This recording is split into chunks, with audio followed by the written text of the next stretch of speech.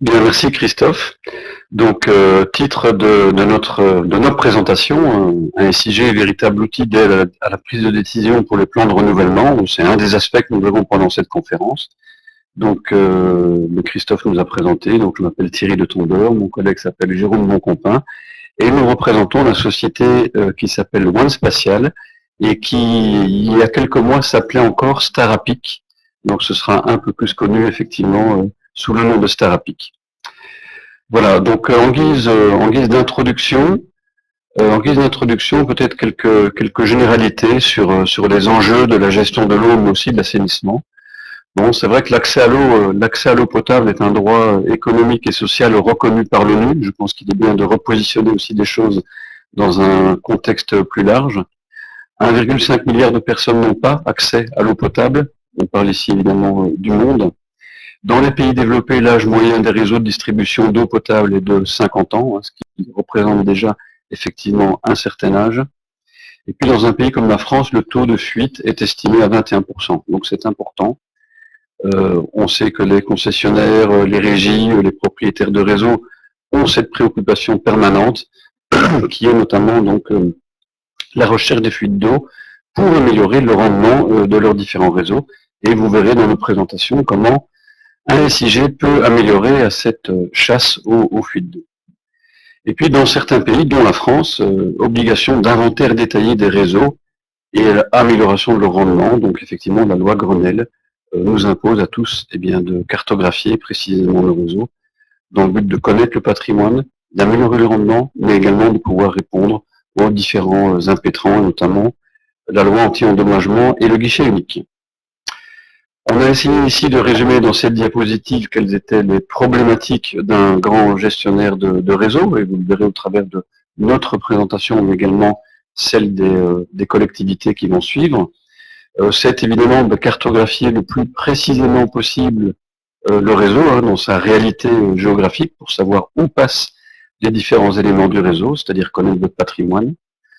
Optimiser la pose des capteurs d'écoute pour localiser les fuites. On ne pose plus aujourd'hui les capteurs d'écoute un petit peu au bonheur la chance, mais le SIG, on le verra dans la démonstration, peut vous aider à pouvoir localiser ces capteurs d'écoute.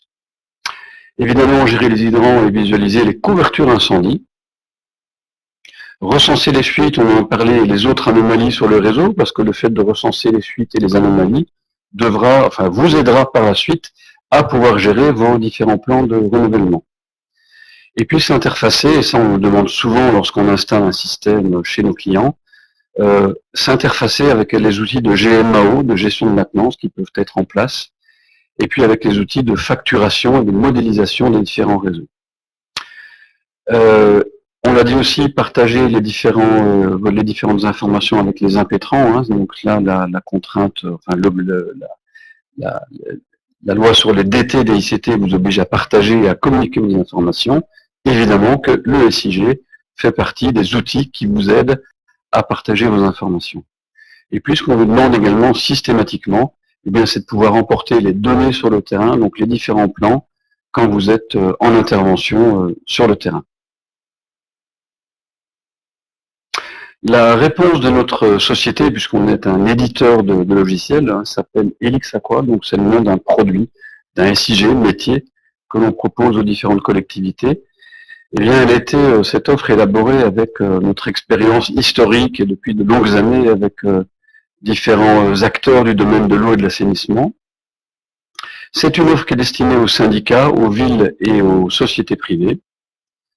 Et on y retrouve évidemment toutes les fonctionnalités que je viens de décrire et qui font un bon SIG, c'est-à-dire l'assistance aux capteurs d'écoute, la maintenance des hydrants, le recensement des anomalies, mais également l'intégration, par exemple, des ITV, des passages caméra. Il faut savoir aussi que de plus en plus de fonctionnalités de SIG arrivent aujourd'hui en mode web, donc on va vous montrer à la fois des fonctions classiques en mode bureautique, mais également en mode web. Et il faut savoir aussi que nos solutions sont tout à fait paramétrables et qu'elles peuvent s'adapter, notamment à différents pays. On n'a pas un modèle de données fermé, des fonctionnalités fermées, mais nos outils SIG peuvent s'adapter à des contextes qui peuvent déjà préexister dans certains syndicats. Elixaqua, ça fait partie d'une suite de logiciels, une suite SIG. Je ne vais pas détailler l'entièreté de ces modules, mais retenez qu'il y a dans cette suite SIG aussi bien des solutions de type client-serveur, en mode bureautique Windows, des solutions en mode web, des solutions mobiles, des solutions d'import-export de données, et puis donc pour l'administrateur du SIG, un outil d'administration, la boîte à outils qui permettra de paramétrer et donner les droits sur les différentes applications. Le logiciel se complète avec des applications métiers, donc en matière d'urbanisme, de différents réseaux, gaz, électricité. Aujourd'hui, on va se focaliser sur la partie aqua. Et puis un petit mot technique, le logiciel se connecte également directement sur des SGBD. Alors pour nous, c'est indifféremment Postgre, PostGIS ou même Oracle. Donc les données sont directement stockées dans ces deux types de bases de données. Et on a également une solution 3D dans notre gamme de produits. Alors, qui utilise nos solutions, et ce sera ma dernière présentation avant de donner la parole à mon collègue pour la démonstration, eh bien, des collectivités locales comme Chambéry Métropole et Angers-Loire Métropole. On a déjà eu le plaisir d'ailleurs d'organiser des webconférences avec le réseau idéal avec ces deux collectivités. Nous étions, on va dire, co-présentateurs avec ces deux collectivités, à la fois de notre point de vue de fournisseur et de leur point de vue d'utilisateur. Mais également donc, des sites comme l'Eurométropole de Strasbourg, la Carène, Caen-la-Mer, Hérouville-Saint-Clair, etc. Des syndicats des eaux comme le grand SDEA d'Alsace-Moselle, qui utilise Elixaqua, le SIAGE, donc c'est Villeneuve-Saint-Georges, le SIAR, c'est Enghien-les-Bains, la Colmarienne des eaux, le SMEA 31, donc Réseau 31 à Toulouse. Et puis également des sociétés privées comme la Lyonnaise des Eaux, qui est un client historique de notre entreprise et d'une entreprise comme Fayol, d'entreprises privées comme de travaux comme la société Fayol. Et puis évidemment donc beaucoup de références à l'étranger que je ne détaille pas, mais des clients comme la SONED, comme la société Wallonne des Eaux, dans différents pays du monde. Donc voilà pour cette introduction sur la partie Elixaqua. Et je vais maintenant donner la parole à mon collègue Jérôme, qui va donc vous présenter les applications au travers de à la fois le client bureautique et le client web d'Elix. Donc, avant de commencer avec les fonctionnalités métiers, avant tout, Elixaqua permet également de gérer la qualité de votre réseau. Donc, c'est-à-dire qu'ici, vous voyez une boîte de configuration qui est destinée aux utilisateurs qui vont mettre à jour la donnée. Donc, je vais pouvoir configurer tout ce qui va être tronçonnement, fusion de réseau, est-ce que j'autorise la fusion, et mettre en place des règles de répartition de mes attributs. Donc bien entendu, ici je suis avec une boîte de dialogue qui est destinée aux administrateurs de la solution, et l'ensemble de mes utilisateurs qui mettent à jour mon réseau vont avoir les mêmes règles qui vont s'appliquer sur les données, bien entendu, pour garantir la qualité de la donnée. Donc ici, voilà comment on automatise la récupération des attributs. Quand je crée un nœud, ici, vous voyez, on peut recopier automatiquement, pour gagner du temps, certains attributs hérités de la conduite. De même que lorsque je vais créer une conduite, je peux automatiser la création de nœuds à ses extrémités afin de gagner du temps et de garantir la topologie de mes données. Donc voilà très rapidement une boîte de dialogue qui garantit la qualité de la donnée, qui est essentielle aux fonctionnalités suivantes qu'on va voir.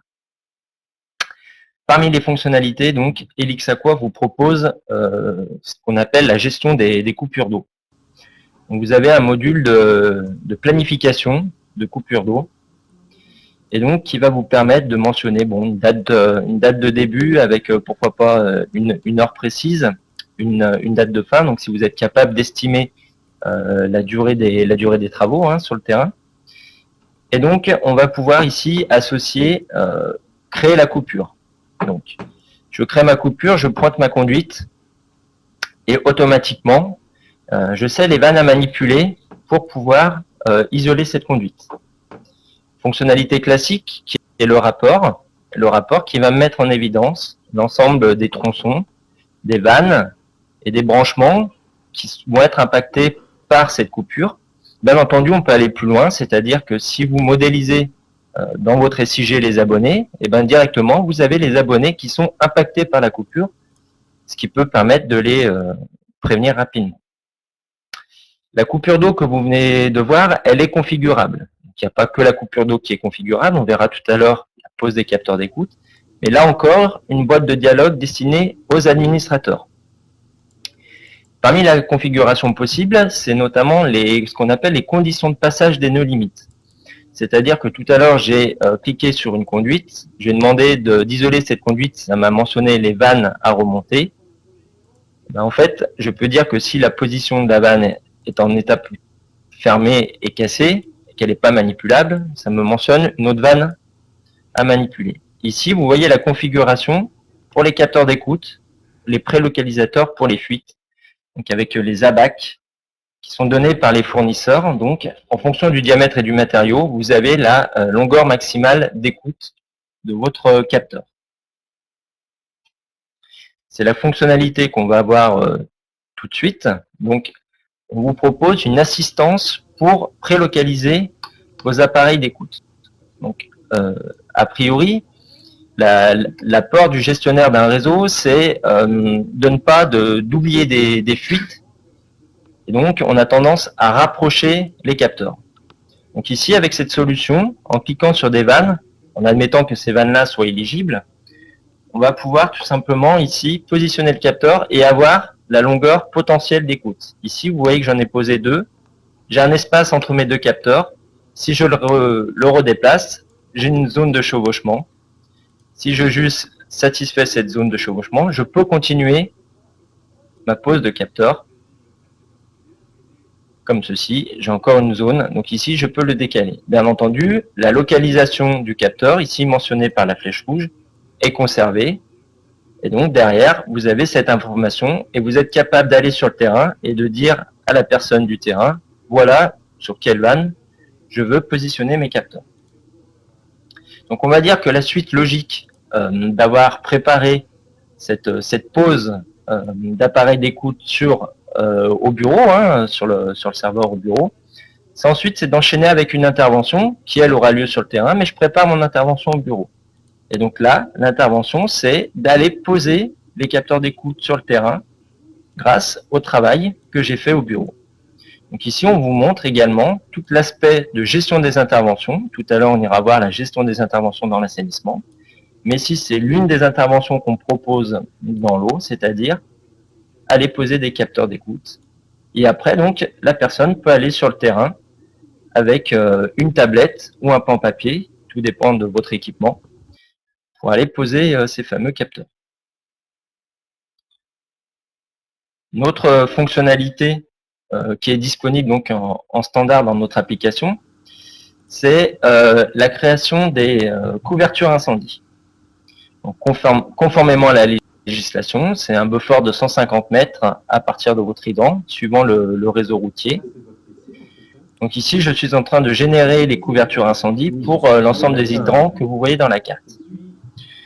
Et donc ici, je vais pouvoir mettre en évidence les différentes couvertures d'écoute. Donc vous voyez que certaines couvertures d'écoute sont de couleur rouge, d'autres de couleur verte. Ça, c'est entièrement configurable. C'est des fonctionnalités classiques d'un SIG, on va dire. En fait, ça dépend de la conformité ou non de votre hydrant. Donc, on a également un aspect qui va gérer la conformité. Donc, vous allez être capable d'aller mentionner les mesures de pression, de débit, etc. Et donc, vous allez gérer la conformité de votre hydrant. Une fois qu'on a créé les couvertures incendie, on peut enchaîner avec une analyse. Et l'analyse, vous mettez en évidence le taux de protection d'une parcelle, par exemple, ou des bâtiments, si vous avez des bâtiments qui sont sensibles sur votre territoire. On le parlait en introduction, donc aujourd'hui, le web est de plus en plus répandu au sein des collectivités, des différents syndicats, pour adresser le plus grand nombre d'utilisateurs très facilement. Et donc, notre application est également disponible en web. Donc ici, c'est notre version web que vous voyez. Et donc, vous avez parmi les menus, donc une application qui est mentionnée par le petit icône du petit robinet ici. Donc, c'est l'application Elixaqua. Et donc, vous allez pouvoir notamment gérer les anomalies directement dans le mode web. Donc, on retrouve un menu complet de gestion des anomalies. Et donc ici, on va créer une anomalie qu'on va aller positionner sur un équipement de mon réseau. Et donc, en l'occurrence, ici, sur un tronçon d'eau potable. Donc ici, je vais sélectionner plusieurs ouvrages. Donc, je choisis l'ouvrage qui va porter l'anomalie. Vous voyez qu'on peut typer l'anomalie, rupture. On peut mentionner une date de constatation. On peut mentionner une priorité. Donc, tout ça, c'est des champs qui sont possiblement configurables par vous. Vous avez la main dessus. Et vous pouvez rajouter un certain nombre de champs et changer les listes valeurs qu'on vous propose en standard. Je peux associer, si je le souhaite, une image. Donc ici, je choisis d'associer une seule image. Je ne suis pas limité en nombre. Si je le souhaite, je peux en associer, bien entendu, beaucoup d'autres. Et donc, une fois que j'ai mentionné ici une anomalie, qui est une de type rupture, bien entendu, la logique va être d'aller isoler la vanne. Et donc, voilà la fonctionnalité d'isolement de conduite, en mode web. Donc, si on retourne dans notre menu, on va pouvoir aller cliquer sur la seconde fonctionnalité qui est la coupure d'eau. Alors, à savoir que la configuration de notre environnement web vous autorise à mettre en place cette application, mais pas forcément avec ici les trois fonctionnalités que vous voyez. Donc, l'administrateur pourrait dire simplement, lui, il gère les anomalies, et une seconde personne va faire les coupures d'eau sans avoir accès à la totalité de l'application. Donc, on retrouve le module complet de coupure d'eau avec la possibilité de rechercher des antennes. Donc, ici, on vous détaille toutes les possibilités offertes par la coupure d'eau en mode web, qui est le penchant identique de celle qu'on vous a montré tout à l'heure. Alors, la différence, c'est que tout à l'heure, on avait cliqué sur la conduite, et là, en fait, on crée un petit secteur, un petit polygone. Et donc, du coup, ça me mentionne les tronçons qui sont intersectés par cette petite surface temporaire que je viens de créer. Et donc, sur le même principe que tout à l'heure, je ressors les vannes à manipuler. Bien entendu, ça fait appel à la configuration que j'ai pu mettre en place. C'est-à-dire que si la vanne est cassée et qu'elle est ouverte, je ne peux pas la manipuler. Donc, ma propagation continue jusqu'à trouver une vanne qui est éligible. Également disponible en web, mais aussi dans l'environnement bureautique, même si on vous l'a pas montré, c'est les profils en long. Donc les profils en long qui sont surtout intéressants, on va dire, pour les réseaux d'assainissement, puisque c'est un réseau gravitaire. Et donc en mode web, je vais pouvoir ici créer des profils. Donc je choisis mon réseau, puisque c'est une application, on va dire, qui est transversale à l'ensemble des réseaux, hein. Donc, même si le plus intéressant, c'est pour l'assainissement, mais vous pouvez faire des profils en long sur n'importe quel type de réseau si vous le souhaitez. Donc, je choisis un point de départ et un point d'arrivée. Ici, c'est des regards, tout simplement. Et sous quel format je vais vouloir sortir mon profil. Alors, pour le moment, c'est simplement des formats images qui sont proposés. Bien entendu, ça nécessite d'avoir des données assez complètes avec la notion de Z amont et de Z aval. Donc ici, vous voyez un profil en long qui a été généré en mode web. La logique de notre application Elixaqua, c'est de préparer le maximum de choses au bureau et après d'embarquer le SIG sur la tablette pour aller sur le terrain. Donc ici, on vous montre le module de création et de gestion des interventions, donc associé à l'assainissement. Donc ici, je viens de créer une intervention. Elle peut être de type visite. On en propose plusieurs de type visite, curage, ITV. Et donc, je délimite mon intervention. Comment sélectionner les ouvrages qui vont faire partie de mon intervention? Donc, soit je peux les sélectionner, soit je crée une construction ici. Soit vous avez déjà des surfaces, des zones, puisque vous avez des interventions qui se portent sur ces zones et de manière régulière, vous retournez au même endroit. Donc, vous pouvez avoir des zones prédéfinies. Donc, voilà tout simplement comment créer une intervention. Ici, elle est de type visite, mais je crée une intervention ici au bureau. Et le but, bien sûr, on verra tout à l'heure, c'est d'aller faire du reporting d'intervention, bien entendu, sur le terrain, directement sur la tablette. Également, pour les utilisateurs qui utilisent la tablette, des modules qui permettent de faire remonter de l'information. Donc ici, la saisie d'une observation. Donc l'utilisateur ne touche pas directement à la donnée, mais mentionne une différence entre les attributs patrimoniaux qui sont renseignés dans le SIG, ce que je constate sur le terrain. Donc une valeur de diamètre, une valeur de matériau, qui peut être différente entre ce que je constate et ce qui est saisi dans le SIG.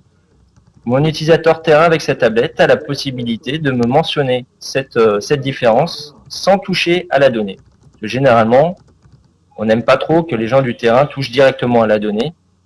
Donc, on saisit une observation et c'est derrière l'administrateur ou le dessinateur qui choisira s'il valide ou non cette information. On verra ça un petit peu plus tard dans la démonstration. Et l'autre application qui vous permet de faire remonter de l'information sans toucher directement à la donnée, c'est la création d'un constat. Donc l'observation, on va dire qu'elle était purement attributaire, alphanumérique. Ici, le constat, il est associé à une zone. Donc je crée une zone très rapidement. Et je peux ici rajouter un commentaire et dire que sur cette zone, j'ai constaté une différence entre la réalité terrain et mon SIG. Je vais pouvoir ici prendre un plan de la zone. Et ce plan de la zone, je vais pouvoir le modifier, l'annoter, et il va être associé en tant que pièce jointe à mon constat. Et on verra que de retour au bureau, je vais retrouver ces informations-là. Également, une fonctionnalité disponible pour les agents du terrain, c'est le contrôle d'équipement. Donc tout à l'heure, je vous parlais de la conformité ou non des hydrants. Et ben en fait, c'est avec ce module de contrôle d'équipement qu'on va pouvoir gérer le contrôle des hydrants, mais de tout autre équipement que vous souhaitez gérer. Ici, par exemple, des vannes. Donc on a un module complet de contrôle d'équipement. Vous pouvez faire remonter des anomalies, vérifier l'état de vos équipements. Bien entendu, tout ça dans le but d'historiser pour le but ultime, les plans de renouvellement, donc historiser l'information pour après faire parler cette information et d'être un outil d'aide à la décision. Donc sur le terrain, reporting d'intervention. Donc tout à l'heure, j'ai préparé une intervention de type visite au bureau. Et là, je suis sur le terrain et je peux faire du reporting d'intervention. Donc, plusieurs possibilités me sont offertes ici, du reporting sans observation. Donc, c'est une visite, je suis passé dans ce collecteur, j'ai aucune information à faire remonter. Par contre, le collecteur d'à côté, l'ouvrage était inaccessible, il y avait une voiture qui était garée sur les regards, j'ai pas pu descendre, j'ai pas pu aller visiter cette partie-là de mon réseau. J'ai la possibilité à tout moment d'ajouter des ouvrages, si je le souhaite, à ma visite, et ici, de faire remonter un taux d'encrassement. Donc je suis dans mon collecteur et je mentionne ici un taux d'encrassement. Donc, si je suis capable de mentionner la nature et le taux approximatif, je peux compléter ces champs. À tout moment, j'ai accès à une fiche de synthèse. Fiche de synthèse qui est une fiche de suivi de mon intervention. Donc je vais retrouver la longueur programmée, la longueur restante qui me reste à faire dans mon intervention. Je peux faire du reporting en masse. Donc ici, j'ai la liste des ouvrages qui ont été programmés par mon intervention. Et donc, au lieu de cliquer individuellement sur chacun d'entre eux, je peux gagner du temps. Je les sélectionne dans cette liste et je fais du reporting de masse. Donc voilà. Je retrouve les mêmes fonctionnalités, donc du reporting avec observation, sans observation. Je choisis les collecteurs ici dans la liste. Voilà qui est fait. Et je peux valider plusieurs collecteurs d'un coup, donc pour gagner du temps.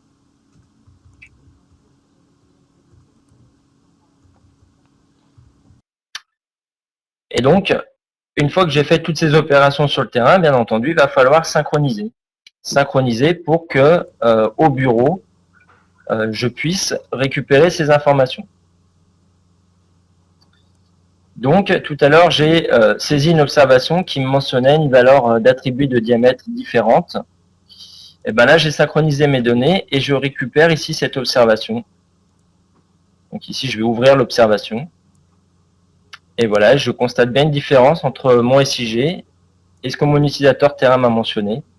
Je peux directement accepter cette observation et qui aura pour effet de changer directement les valeurs dans mon SIG de référence. Tout simplement. La synchronisation du fameux constat, donc qui était la deuxième possibilité offerte par les utilisateurs sur le terrain sans toucher à la donnée. Donc ici, c'était avec la zone. Donc vous retrouvez le commentaire et le fameux plan qui était associé à mon constat. Donc voilà, on retrouve le fameux plan qui avait été annoté tout à l'heure sur la tablette sur le terrain.